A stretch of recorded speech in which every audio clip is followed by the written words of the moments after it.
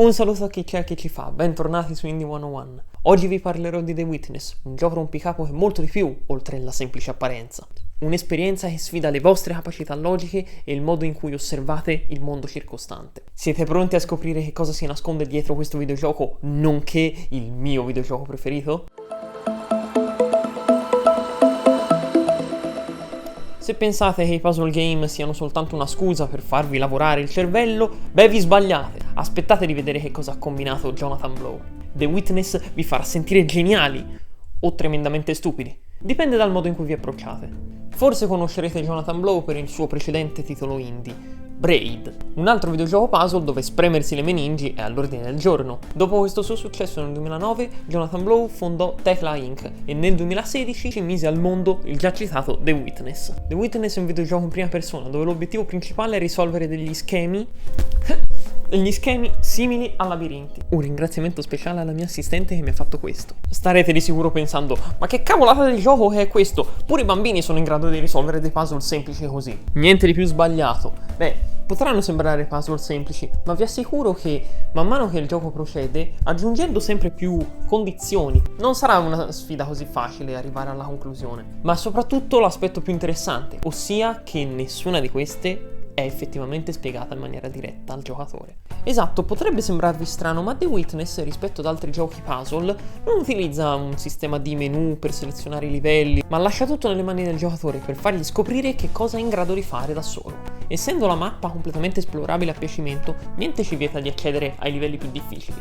se non la nostra incapacità di risolvere i puzzle. Non sto dicendo che siamo tutti quanti stupidi, direi piuttosto che non siamo appunto in grado di affrontare questi puzzle. Ma passiamo a un esempio pratico. Il mio collega adesso giocherà e vi mostrerà il funzionamento. Che palle, devo davvero? Vuoi essere pagato, sì o no? Pagato? Non ho mai visto un soldo da te! Zitto, gioca! Questo, come possiamo vedere, non ha tante condizioni e risulta abbastanza semplice arrivare dall'inizio alla fine del puzzle. Procedendo, usciamo dalla zona del tutorial e arriviamo davanti a una strana porta che non riusciamo a capire come si risolve. Procedendo ancora, troviamo due sezioni più piccole dove si sviluppano solo gli esagoni e soltanto i quadrati. Ed ecco che qui queste zone fungono da tutorial per spiegarci come funzionano. Qui la curva di difficoltà è molto più alla nostra portata e una volta risolti entrambi adesso sappiamo come risolverli e possiamo tornare alla porta precedente per riuscire ad andare avanti. Posso andare ora? Sì, puoi andare. Scansa fatica. Questo è ciò che secondo me rende incredibile questo gioco. Nessuno dall'inizio ci ha spiegato come funzionano questi puzzle, né un NPC, né un tutorial, né una scritta inutile, ma semplicemente noi abbiamo proceduto avanti e verificando quali puzzle sono più alla nostra portata ci hanno permesso di arrivarci da soli, capire come risolverli e arrivare alla nostra meta. Siamo andati avanti solo imparando da soli. Vorrei dire che io sono andato avanti. Stai zitto tu! Il design dei livelli è così ben gestito che permette di studiare, apprendere, imparare come si sviluppano e procedere da soli senza problemi. Qualcuno giustamente potrebbe dire, ma non è normale questa cosa? È ovvio che più fai qualcosa e più la sai fare meglio, no? E questo è vero, ma c'è da dire che negli ultimi 15 anni o anche di più i videogiochi si sono semplificati parecchio, soprattutto i tutorial che sono diventati veramente troppi. Quante volte stavate giocando a qualcosa e dopo circa 20 ore della storia, quando ormai sapevate già a menadito tutta la mappa, avevate già capito dove la trama sarebbe andata a finire, vi compare un tutorial che vi dice come saltare? Secondo me è qui che The Witness ha il suo punto di forza. L'apprendimento sviluppato in maniera corretta e sensata che non fa sentire il giocatore stupido, a meno che non riesca a capire il funzionamento dei puzzle, ma che anzi lo appaga ogni volta che riesce a risolverne uno. Può sembrare strano, ma questo gioco non ha risvolti narrativi, sottotrame o trame secondarie da dover risolvere. È semplicemente un risolvere puzzle. Il gioco appunto non spiega esattamente che cosa sta succedendo. Vuole che sia il giocatore stesso a capirlo, proprio come i puzzle appunto.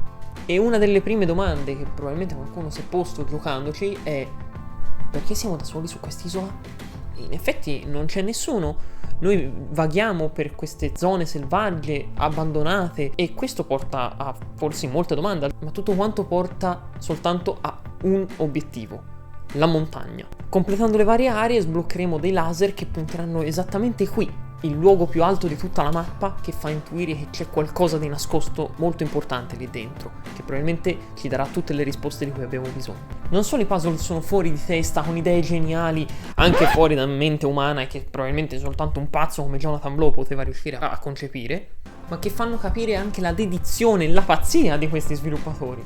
E questo sarebbe il tuo gioco preferito, sta cagata qua. Questo è proprio quello che molti di voi probabilmente si staranno domandando. Che cos'è che mi ha colpito così tanto da farmelo reputare il mio videogioco preferito di sempre? Per spiegarvelo devo addentrarmi negli spoiler.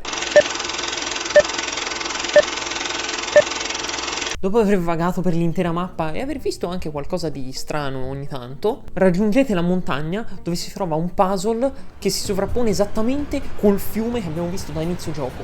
Voi lo risolvete e non succede nulla. Il fiume ha la stessa identica forma del puzzle, ma se si sovrappone vorrà dire qualcosa. Quindi provate a cliccare il fiume e... esatto, anche il fiume diventa un puzzle.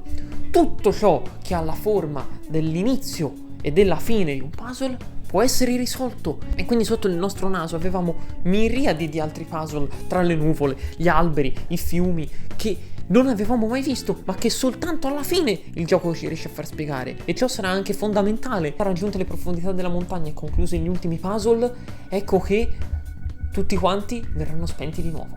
E tutto il vostro lavoro sarà stato inutile e dovrete ricominciarlo da capo. Ma che finale è? Ma c'è un motivo anche per questo. Nella zona del tutorial, infatti, dopo aver scoperto come tutto quanto può essere un puzzle, vi renderete conto che c'è un puzzle molto grande che nessuno aveva notato all'inizio del gioco. Veramente io me ne ero accorto già da molto prima.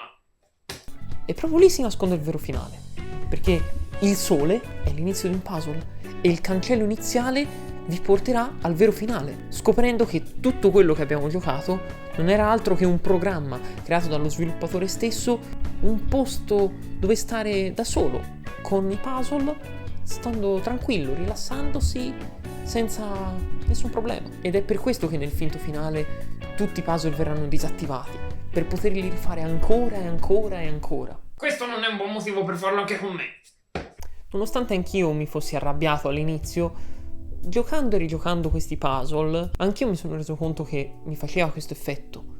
Un luogo tranquillo, un luogo dove perdersi quando se ne ha più bisogno, e che Jonathan Blow voleva far provare a chiunque. Una situazione viene proposta a favore di lore, ma che si trasforma sul giocatore stesso. Questi sono i colpi di genio che rendono davvero un videogioco speciale. La lore del mondo, il gameplay interessante, le meccaniche originali e l'avanzamento che è tutto lasciato in mano al giocatore è ciò che rende The Witness un gran videogioco, sia concretamente con la sua logica, sia filosoficamente per ciò che vuole trasmettere. Un incredibile videogioco che penso oggettivamente si meriti un 8, ma che per me si merita nient'altro che un 10 su 10 e che consiglio a qualunque amante dei puzzle game. E con questa ci si vede al prossimo video.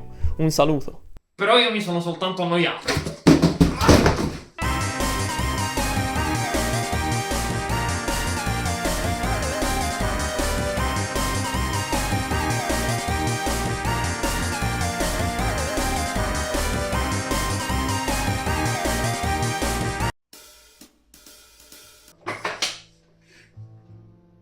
Quindi, signorina, mi parli meglio delle sue doti? Beh, io, per esempio, so fare questi.